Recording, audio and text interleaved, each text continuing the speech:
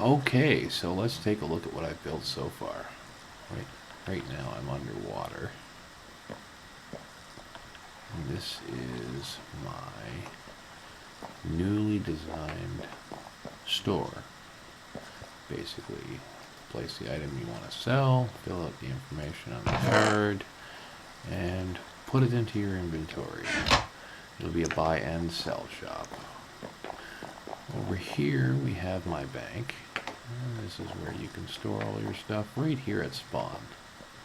It's kind of convenient. Make little personal ID tags, little face, fill out your information, use the signs, and lock your chests. Lots of chests all over. Sorry about the lag. Lots of lag. Upper level looks the same as the bottom level.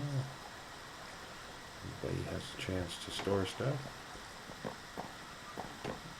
Let's go take a look at some other little things I've added. Okay, up here we have kind of like a hotel. A bed, a chest, little things. All these rooms are about the same. Now, the one thing I love to show people is my 12 rail track selector. Right now I have some spots for sale. You push a button, the light comes on, the track's enabled. Select a different region, that one goes off. I've already set several locations. I've got a wood farm, I got a nether. That's right, people, you can travel to the nether. Another area, another area. Here's the departure point. So let's say we want to go to the nether, which is impossible on a minecart.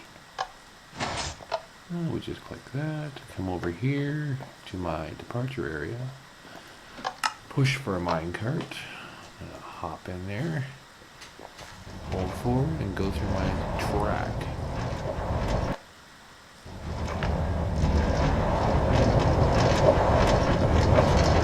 And without me touching anything, I'm in the nether. Obviously I can't make the track go through the nether because it just won't work, but I'll show you how I did that.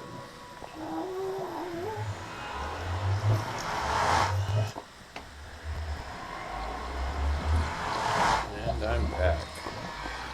Okay, so as you can see here, I've got a track leading to a cactus.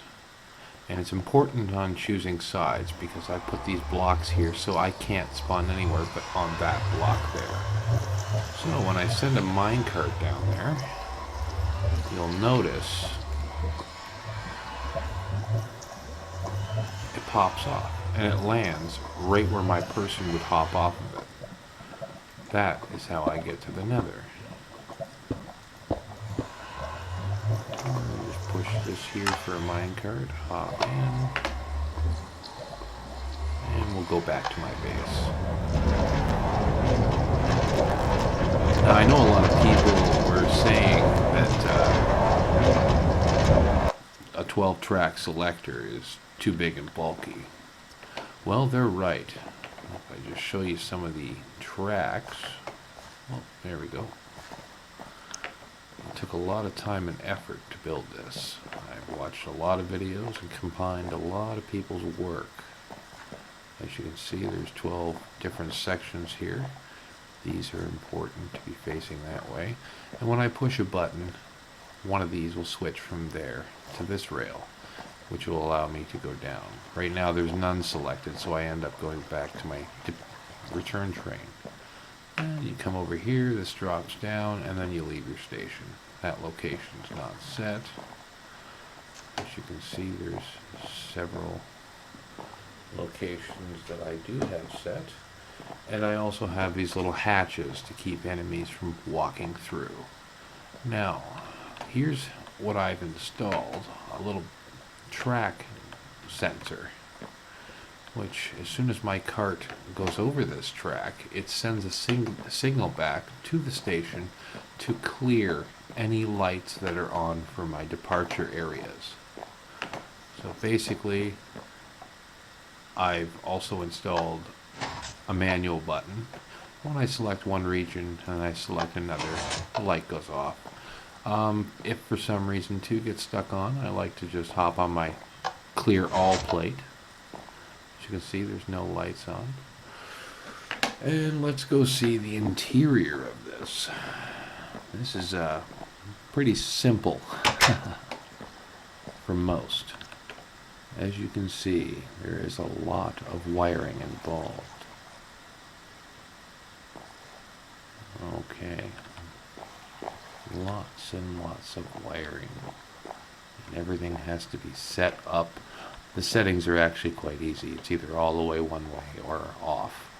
So, as you can see, these pistons have blocks on them, and when they come down, I'll just show you if I can push this button. As you can see, I pushed a button, that torch went out, this one went on, allowed power for this, to put this down, that allowed power back through here, and it gets confusing after that. And then there's basically switching my track above here somewhere.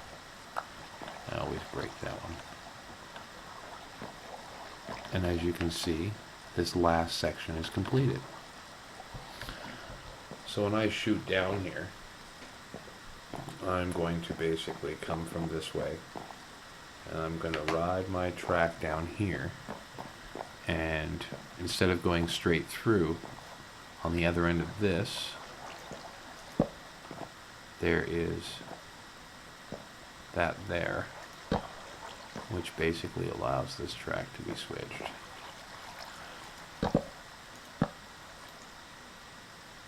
Very complicated.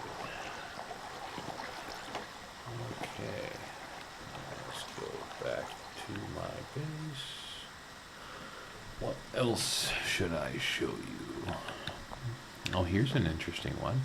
A semi-automatic wood farm. I made it in an older model of Minecraft, brought it over and did some modifications because they've changed all the rules on me. I found out that you couldn't plant trees by pistons anymore. It wouldn't allow it. So I had to use sticky pistons and dirt to get around it. And then I was having issues growing the trees, and I found that jungle saplings are the only ones that work.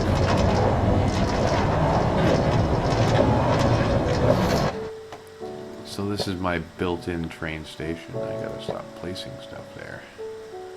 If you farm it, you will have to replace it. Let me shut my door here.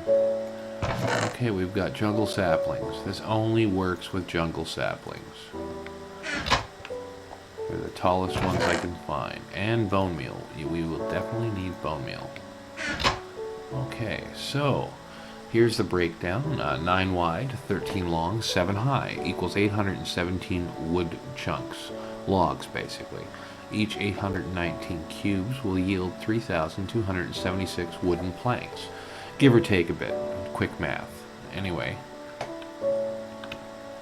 this is all wood. It's usually solid, but I've made a previous video on it. There's my piston to square up my wood. And we're just going to come down here. Push that out a bit.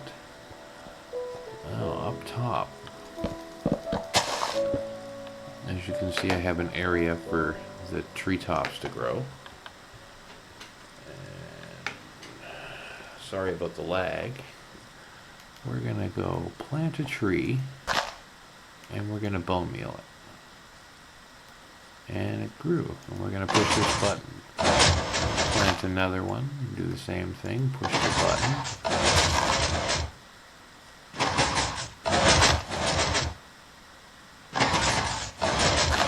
That easy to make a few of these. I usually just hold the button on and relocate everything. Okay, so basically I've made a bit. The top's the way it should. And let's go up here. Sorry, I have really bad lag. And I've done all rows except for 2. Okay, as you can see, I haven't had a break. This is from where I did another video. So I cut that area out to show something else. And we push this, which clears out my area here. So I can start a new row. As you can see, that one didn't go. That's because that one's reached its limit. If I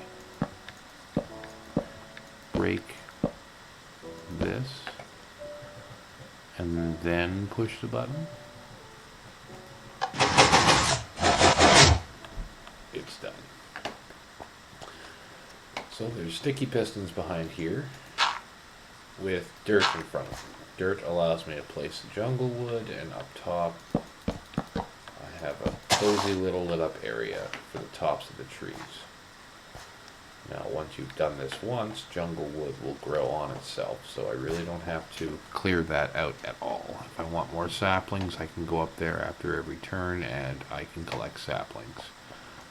And there you have it. That's well, I already have a track there. Okay, cart. That's it. That's what I got for my wood farm. I haven't found a better way to do it, or an automatic way. If anybody has a better way of making wood faster and easier, I'd like to know. And